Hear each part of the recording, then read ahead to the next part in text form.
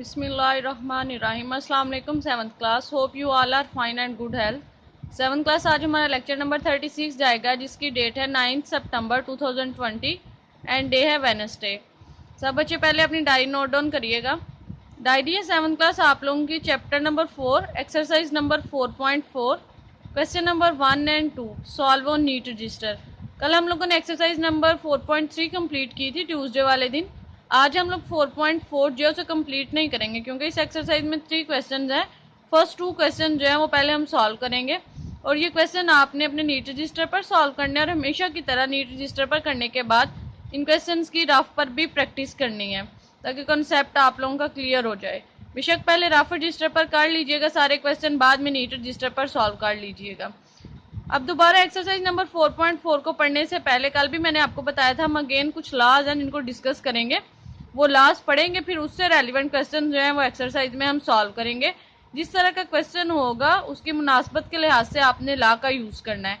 अब हम थ्योरी में पहले वो लॉ जो है वो उन्हें डिस्कस कर लेते हैं। 7th क्लास पहले है पावर लॉ। पहले 4.2 से हम लोगों ने प्रोडक्ट लॉ पढ़ा, उसकी 2 कैटेगरीज थी। उसके बाद एक्सरसाइज 4.3 से पहले हमने क्वोशंट लॉ पढ़ा, उसकी अगेन 2 कैटेगरीज थी, बेस और एक्सपोनेंट से रेलिवेंट। अब हम एक्सरसाइज 4.4 से पहले पावर लॉ और जीरो एक्सपोनेंट, इससे आगे भी एक लॉ है, उन्हें डिस्कस करेंगे। पावर लॉ के स्टेटमेंट को वो क्या कंक्लूड कर रहा है, रिड्यूस करके एग्जाम्पल से लिख रहा है, वो मैंने हाईलाइट किया हुआ है। आप लोग भी अपनी बुक्स पे हाईलाइट कर लीजिएगा या मार्क कर लीजिएगा।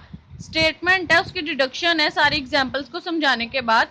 The base remains the same, कि जो बेस है, जो असास है, वो एक जैसी ही रहती है।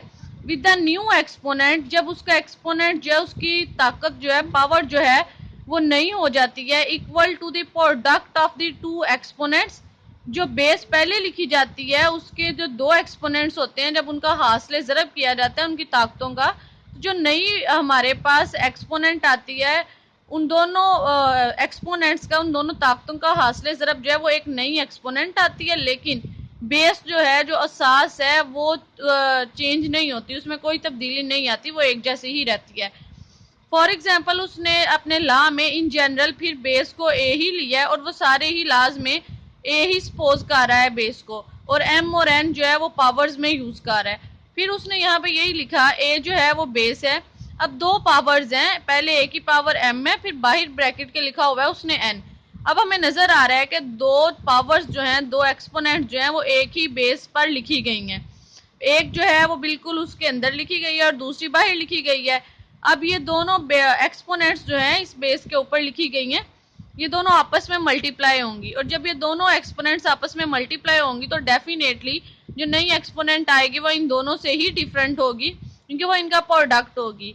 अब वो डिफरेंट किस तरह होगी कि एक एक्सपोनेंट m है और दूसरी एक्सपोनेंट जो है वो n है, तो वो एक जैसी तो नहीं है, उनका प्रोडक्ट जो है वो कभी भी सेम नहीं आ सकता।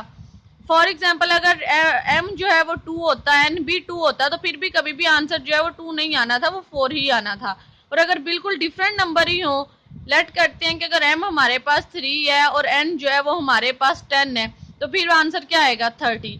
सेम नंबर भी होंगे m n, या डिफरेंट नंबर्स भी होंगे, फिर भी जो एक्सपोनेंट का प्रोडक्ट है वो एक नई एक्सपोनेंट आएगी, वो पहले जैसी नहीं रहेगी।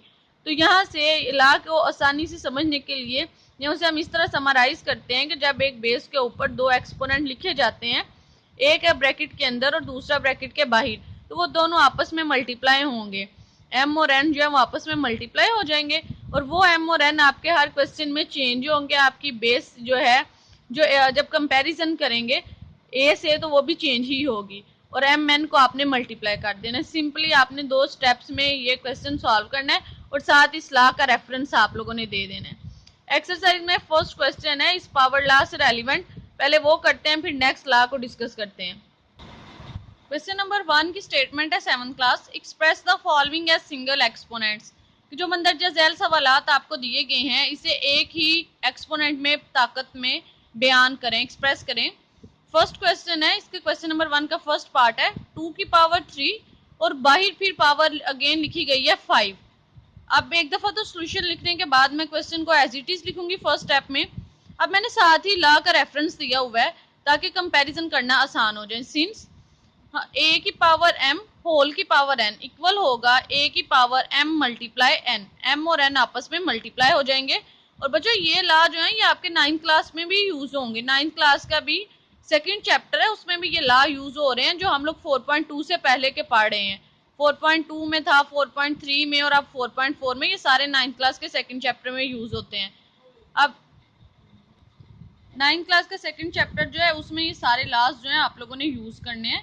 इस वजह से अभी इन्हें 7th क्लास में ही जेनिशिंग कर लें अच्छे तरीके से, ताकि आपको फिर 9th क्लास में या नेक्स्ट लेवल्स में कोई प्रॉब्लम ना हो। 7th क्लास अब हम क्या करेंगे, 2 जो है उसे एज इट इज रहने देंगे बेस को, और जो 3 और 5 पावर्स हैं वो आपस में मल्टीप्लाई हो जाएंगी। तो फिर मैंने m और n को आपस में मल्टीप्लाई किया। m हमारा 3 है और n हमारा 5 है। जब मैं मल्टीप्लाई करूंगी तो 3 मल्टीप्लाई 5 मैंने बेस के ऊपर पावर लिख दी, 2 के ऊपर ये पावर में लिख दिया। 3 को 5 से मल्टीप्लाई करें तो क्या आंसर आता है 15। तो क्या आ जाएगा हमारे पास 2 की पावर 15। 7th क्लास आप लोगों ने क्वेश्चन नंबर 1 के सारे पार्ट्स ही इस लॉ का यूज करते हुए सॉल्व करने हैं, लेकिन फिर भी मैं आप लोगों को इस क्वेश्चन का 5th पार्ट भी सॉल्व करा देती हूँ, क्योंकि इसमें जो आपके पास बेस लिखी गई है उसके साथ नेगेटिव साइन है, माइनस का साइन है, जबकि जो फर्स्ट वाला क्वेश्चन मैंने आपको करवाया उसकी बेस पॉजिटिव थी। इस वजह से इनमें क्या डिफरेंस है, या आपको ऐसा लग रहा होगा कि शायद माइनस का साइन जो है वो किस तरह सॉल्व किया जाएगा, मैं आपको ये वाला क्वेश्चन भी सॉल्व करा देती हूँ। अगर हमारे पास बेस नेगेटिव साइन के साथ आती है या पॉजिटिव साइन के साथ आती है, हमें उससे कोई फर्क नहीं पड़ना चाहिए, वो एज इट इज ही रहेगी हमारे क्वेश्चन में। हमने सिर्फ अपने लॉ का यूज करना, और हमारा लॉ ये था कि हमने एक्सपोनेंट्स को मल्टीप्लाई करके एक नए एक्सपोनेंट की फॉर्म में राइट कर देना है। अब सोल्यूशन में मैंने पहले क्वेश्चन को एज इट इज लिखा, साथ ही मैंने लॉ का रेफरेंस दे दिया जिस तरह मैंने प्रीवियस क्वेश्चन में दिया।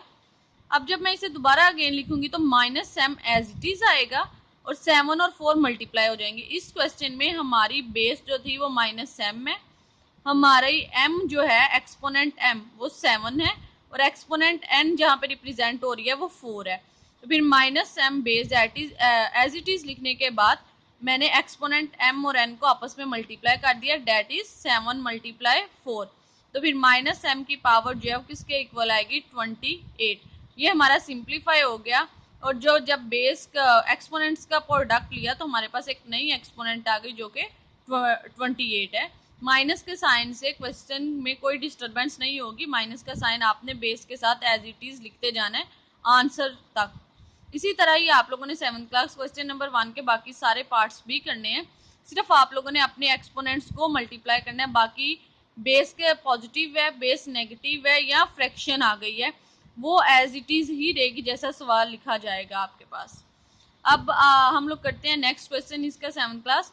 लेकिन नेक्स्ट क्वेश्चन करने से पहले फिर हम लॉ को डिस्कस कर लेते हैं, जिससे क्वेश्चन नंबर 2 जो है वो सॉल्व होगा। थ्योरी में देखते हैं कि उसने क्या लॉ की स्टेटमेंट लिखी हुई है। 7th क्लास नेक्स्ट लॉ जो है जिससे क्वेश्चन नंबर 2 सॉल्व होगा वो है नेगेटिव एक्सपोनेंट्स। कि जब आपके पास एक्सपोनेंट्स जो हैं, पावर्स जो हैं वो नेगेटिव हो जाएं तो तब आप किस तरह उन्हें सॉल्व करेंगे। इस तरह के क्वेश्चंस को टैकल करने के लिए पहले हम इस लॉ को डिस्कस करते हैं। जो नेगेटिव एक्सपोनेंट का उसने लॉ लिखा हुआ है, मैंने हाईलाइट किया हुआ है आपकी बुक में, जो उसने एग्जाम्पल से समझाने के बाद डिड्यूस किया हुआ है, आप लोग भी अंडरलाइन कर लीजिएगा। ठीक है, thus we have another law. इसके अलावा हमारे पास एक और कानून है, एनी नॉन जीरो नंबर, कि कोई भी ऐसा नॉन जीरो नंबर। एक और बात 7th क्लास, जितने भी लॉज अभी तक हमने पढ़े हैं उनमें जिस चीज को हम बेस कहते थे, एक्चुअल में वो एक नंबर ही होता था। इन जनरल हम मेल ऐड करते थे, लेकिन जब हम क्वेश्चन सॉल्व करते थे in terms of math language, तब वहां पे कोई नंबर ही आता था, काउंटिंग नंबर आता था। वो नंबर हमेशा नॉन जीरो होता है, क्योंकि अगर वो नंबर जीरो होगा तो ना तो कोई पावर एग्जिस्ट करेगी, ना सवाल होगा, सब कुछ वैनिश हो जाएगा। हमेशा वो नंबर एक नॉन जीरो नंबर ही होगा।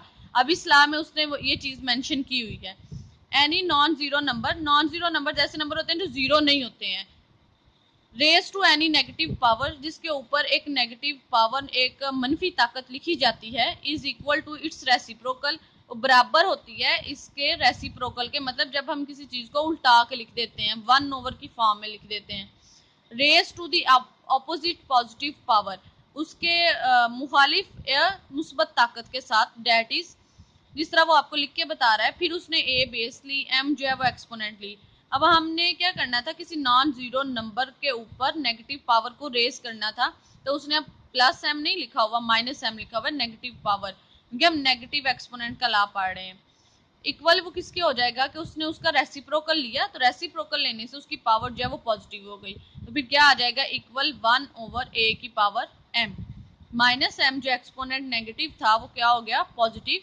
जब हमारे पास किसी नॉन जीरो नंबर के ऊपर नेगेटिव पावर रेज की जाती है तो लॉ का यूज करते हुए हम उससे equal reciprocal to raise to the positive opposite positive power, तो हम उसका रेसिप्रोकल लेके पावर को पॉजिटिव काट लेते हैं, इससे हमारा जो नेगेटिव एक्सपोनेंट है वो पॉजिटिव हो जाता है और सवाल जो है वो सिंप्लीफाई हो जाता है। अब बस इस लॉ का आप लोगों ने अपने सवालात में इस्तेमाल करना है। एक्सरसाइज में देखते हैं क्वेश्चन इस तरह के ही लिखे हुए हैं, किस तरह हम इस लॉ का यूज कर सकते हैं। अच्छा जी, 7th क्लास क्वेश्चन नंबर 2 की स्टेटमेंट है change the following negative exponent, जो मंदरजा झैल मनफी ताकतें आपको दी गई हैं उन्हें तब्दील करें इनटू पॉजिटिव एक्सपोनेंट्स, मुस्बत ताकतों में। पॉजिटिव एक्सपोनेंट में नेगेटिव एक्सपोनेंट्स को आप लोगों ने चेंज करना है जो मंदरजा झैल सवालात में आपको दी गई हैं। क्वेश्चन नंबर 2 का फर्स्ट पार्ट है 12 की पावर -3। अब यहाँ पे आप लोग देखें हमारी बेस जो है वो क्या है 12, हमारा एक्सपोनेंट -m जो है वो क्या है -3। सोल्यूशन में मैंने पहले क्वेश्चन को एज इट इज लिखा, एज इट इज लिखने के बाद मैंने लॉ का रेफरेंस दिया है कि a की पावर -m किसके इक्वल होती है 1/a की पावर +m, मतलब नेगेटिव पावर जो है वो पॉजिटिव बन जाती है जब हम उसका रेसिप्रोकल ले लेते हैं। रेसिप्रोकल का मतलब बच्चों ये होता है जो चीज न्यूमिनेटर में है वो डिनोमिनेटर में चली जाती है और जो डिनोमिनेटर में है वो न्यूमिनेटर में आ जाती है, उल्ट हो जाता है। अब यहाँ पे आप लोगों को लग रहा होगा कि डिनोमिनेटर में तो कुछ लिखा ही नहीं है, लेकिन अंडरस्टूड सी बात है, अगर डिनोमिनेटर में कुछ भी नहीं लिखा गया तो उसके डिनोमिनेटर में 1 है, क्योंकि कोई भी नंबर नॉन जीरो नंबर जब 1 पे डिवाइड होता है तो वो एज इट इज ही नंबर रहता है।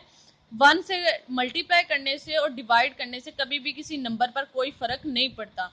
इस वजह से जब रेसिप्रोकल लेंगे तो 1 न्यूमिनेटर में आ जाएगा और डिनोमिनेटर में a की पावर -m जाएगा, और जैसे ही हम रेसिप्रोकल लेंगे जो नेगेटिव पावर है वो पॉजिटिव हो जाएगी और हमारे पास पावर आ जाएगी +m।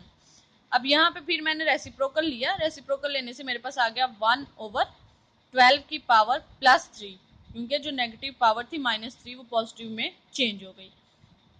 अब आप लोगों ने 4-5 क्लास में, अगर 4-5 में ना भी पढ़ा होगा, 6 क्लास के लेवल में आप लोगों ने पढ़ा होगा कि 1 की जितनी भी पावर ली जाए उससे कोई फर्क नहीं पड़ता, वो 1 ही रहता है। 1 को जितनी दफा मर्जी मल्टीप्लाई करें। तो अगर फिर मैं ऐसा करूं कि 1 जो ऐसे ही लिखा हुआ है विदाउट पावर, इसे भी 3 के अंदर लिख दूं, मतलब पावर को होल की फॉर्म में लिख दूं, तो कोई फर्क तो नहीं पड़ेगा, क्योंकि 1 की पावर 3 भी क्या होगी 1।